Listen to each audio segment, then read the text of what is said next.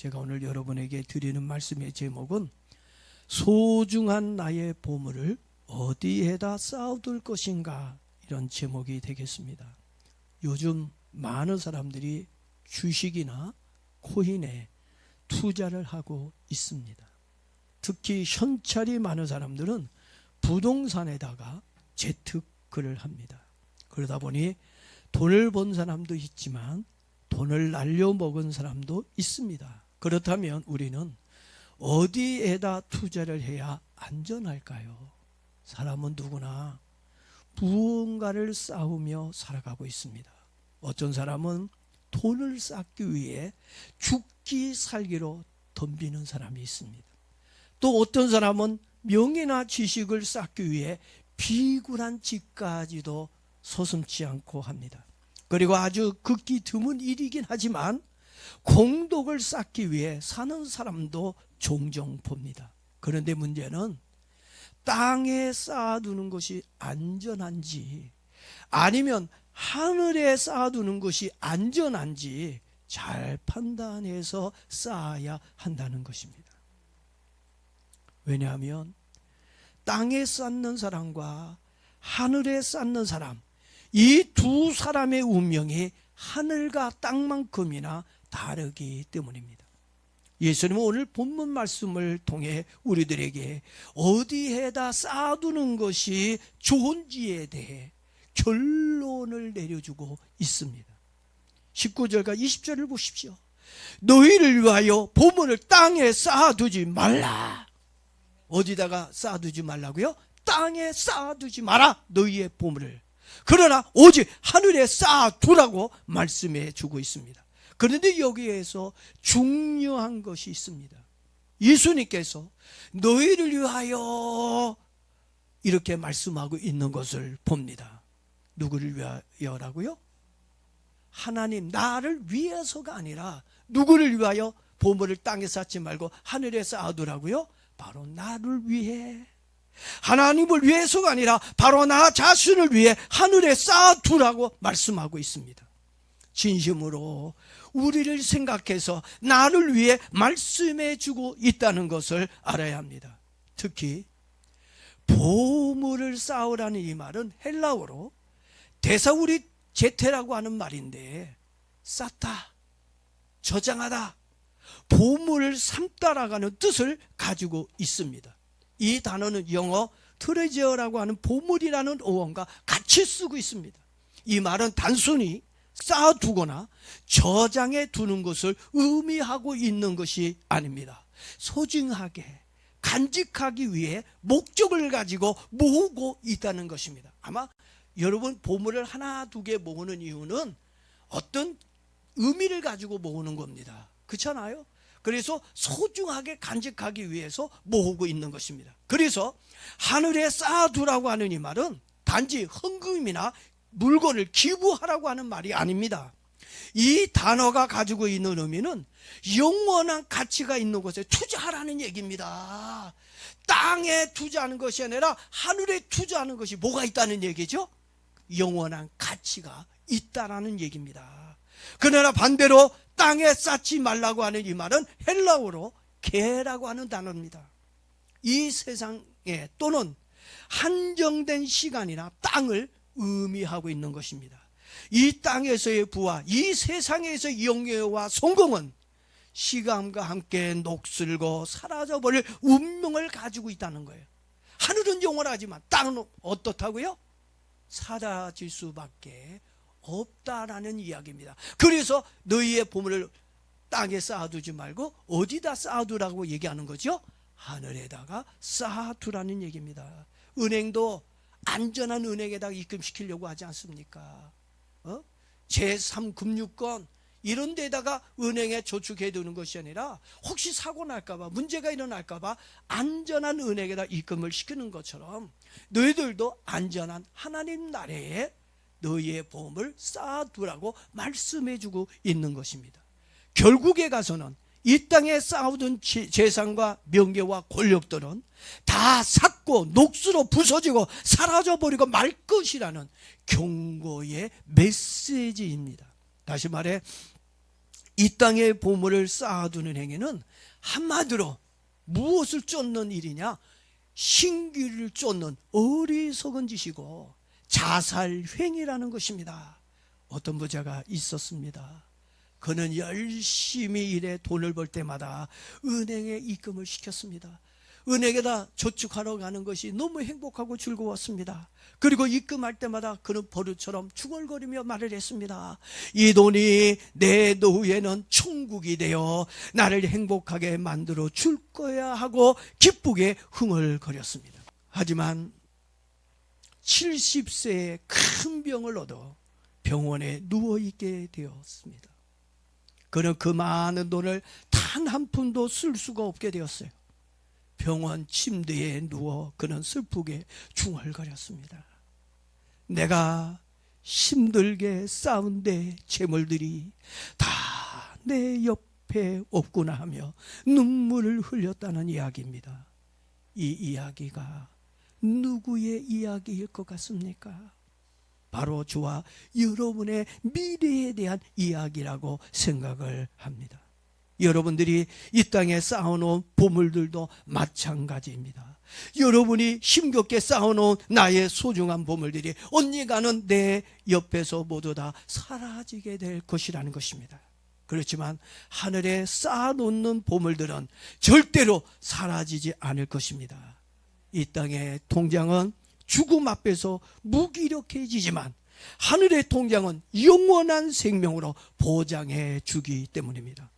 이런 사실을 누가 잘 알고 있어요? 하나님이 누구보다도 더 잘 알고 있기에 예수님은 우리들에게 하늘의 통장을 만들라고 권면해 주고 있는 것입니다. 그렇다면 왜 예수님은 우리들에게 하늘에 쌓아두라고 권면해 주고 있는 이유가 무엇일까요? 저는 두 가지라고 생각해 보았습니다. 여러분은 세 가지도 되고 한 가지도 되고 여러분들은 몇 가지로 생각해 볼 수도 있을 것 같아요. 근데 저는 두 가지로 생각해 보았습니다. 첫 번째는 하늘만이 절대로 안전하기 때문이라는 것입니다. 이 땅에는요, 보장성 투자와 수익성 투자가 있습니다. 보장성 투자는 원금과 이자 모두를 보장받을 수 있는 안전한 상품입니다. 그렇지만 뭐가 적어요? 이율이 적습니다. 안전한 반면에 이율이 적어요. 그러나 수익성 투자는 잘 되면 많은 수입이 생기지만 잘못하면 원금까지 날려버릴 수 있는 위험한 상품입니다. 여러분들이라면 어느 상품에다 투자하기를 원하십니까? 저는 여러분들이 가장 안전한 천국에다 투자하는 저와 여러분 되어지기를 바랍니다. 하나님 나라보다 안전한 투자가 없어요. 이 세상에는 안전한 투자가 없습니다. 20절에서 예수님은 제자들에게 얘기합니다. 거기는 점과 동록이 해하지 못하고 도둑이 뚫지 못한다고 말씀하고 있기 때문입니다. 좀이라고 하는 말은 직물을 갉아먹는 벌레를 의미합니다. 그 좀벌레들이 우리들의 옷들을 다 갉아먹습니다. 동록은 금속을 부식시키는 산화 현상을 말하고 있습니다. 비유를 들어 말을 하자면 죄는 우리의 생명과 재산을 갉아먹는 좀과 동록입니다. 이 땅은 죄로 인해 하나님이 주신 축복을 갉아먹고 부식시켜 결국에 가서는 사라지게 할 것이라는 이야기입니다. 죄가 우리의 것을 우리가 땅에 심어놓으면 좀과 동록에 다 갉아먹는다는 거예요. 그래서 사라져버리고 만다는 얘기입니다. 그리고 도둑은 여러분들이 잘 알고 있는 대로 남의 물건을 빼앗는 흉악한 자들입니다. 그리고 그 도둑들은 누구를 의미하죠? 사단, 마귀, 귀신을 의미합니다. 이 땅에는 죄와 마귀들로 인해 우리가 아무리 열심히 쌓아놓는다 할지라도 사라질 수밖에 없는 구조를 가지고 있어 안전을 보장받을 수 없다는 말씀입니다. 이 세상은 필연적으로 부패하고 썩어져 사라지고 만다는 이야기입니다. 이 세상에는 경제도 주식도 부동산도 영원히 안전한 곳이 단 한 군데도 없습니다.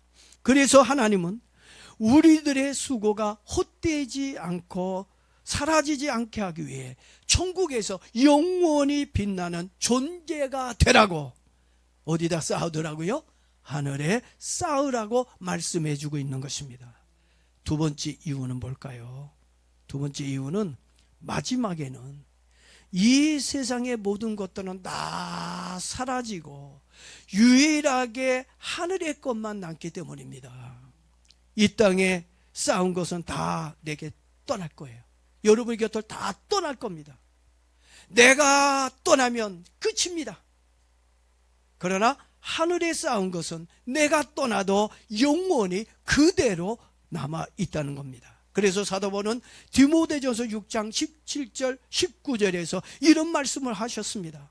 이 세대에서 부한 자들에게 명하여 마음을 높이지 말고 정함이 없는 재물에 소망을 두지 말고 오직 우리에게 모든 것을 후히 주사 누리게 하시는 하나님께 두며 선한 일을 행하고 나누어 주기를 좋아하며 이것으로 장래에 자기를 위하여 좋은 터를 쌓아 참된 생명을 취하라, 이렇게 권면해 주고 있습니다. 예수님은 하늘에 쌓아두지 말라는 말로 하셨지만 사도 바울은 뭘로 얘기했다고요? 좋은 터를 쌓아 참된 생명을 얻으라는 말로 권면해 주고 있습니다. 이 말은 단순한 기부나 선한 일이 아닙니다. 영원한 하나님 나라를 위해 투자하라는 것입니다. 미국의 유명한 크리스천 사업가가 있었습니다. 리토 우노라는 사람인데 이 사람은 평생 동안 일해 모은 돈 90%를 하나님께 다 드렸어요. 자신을 위해서 몇 퍼센트만 썼냐? 10%만 썼던 사람입니다. 그가 이렇게 말을 했습니다. 내가 하나님께 드린 것은 내게서 떠난 것이 아니라 하늘 은행에 이체된 것이라고 이야기를 했습니다. 그의 말처럼 그는 세상을 떠날 때 수많은 대학생과 선교사와 교회가 그의 헌신으로 살아 있었습니다. 그의 사업은 쇠하지 않았고 그가 남긴 리토우노 대학은 지금도 믿음의 인재들을 키우고 있다고 하는 것입니다. 그는 땅에 쌓지 않고 하늘에 쌓은 사람이었습니다. 간증 하나만 더 하겠습니다. 어느 교회 권사님은 평생 가난하게 살았습니다. 청소와 막리를 하면서도 늘 선교 헌금을 드렸습니다. 목사님이 걱정에 대해서 권사님이 얘기했어요. 권사님, 너무 무리하지 마세요.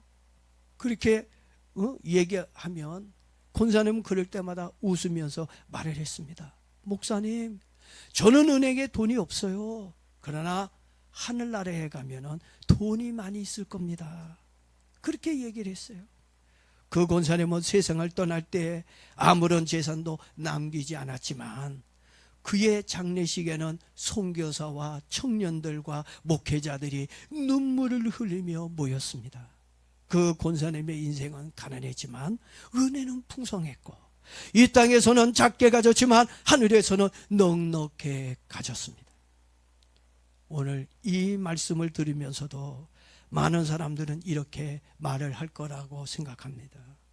목사님, 현실은 너무 냉정하고 힘이 듭니다. 돈이 없으면 아무것도 할 수가 없습니다. 맞습니다. 돈은 필요합니다. 그렇지만 절대적 가치는 아니라는 것입니다. 오늘 예수님은 우리들에게 돈을 버리라고 말씀하고 있는 것이 아닙니다. 저도 여러분들에게 돈을 버리라고 얘기하고 있는 게 아닙니다. 여러분들에게 하나님이 하고 싶어하는 말씀, 저도 여러분에게 해주고 싶은 말은 이겁니다. 돈의 위치를 바꾸라고 말씀하고 있는 거예요. 다시 말해 돈이 나의 주인이 아니라 하나님의 뜻을 이루는 도구로 사용하라는 말씀입니다.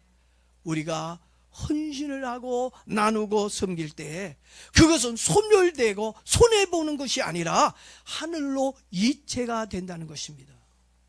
땅의 동장에서 하늘의 계절로 이체가 된다는 믿음을 가지며 살게 주의 이름으로 축복합니다. 오늘 말씀을 좀 정리를 좀 해보도록 하겠습니다. 땅의 투자자에서 하늘의 투자자로 위치를 좀 바꾸기를 바랍니다. 포지션을 좀 바꿨으면 좋겠어요. 오늘 우리는 모두 인생의 투자자들입니다. 주식이나 코인에 또는 부동산과 보험에도 투자를 해야 하겠지만 가장 확실한 투자는 어디다 투자하는 거라고요? 하늘나라에 투자하는 거예요. 하늘나라에 쌓아두는 것입니다.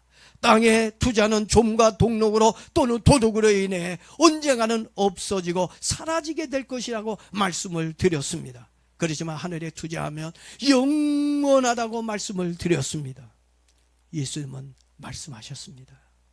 내 보물이 있는 그곳에는 내 마음도 있느니라. 내 보물이 있는 그곳에는 내 마음도 있느니라. 나의 보물이 하늘에 있다면 나의 마음도 하늘에 있을 것입니다.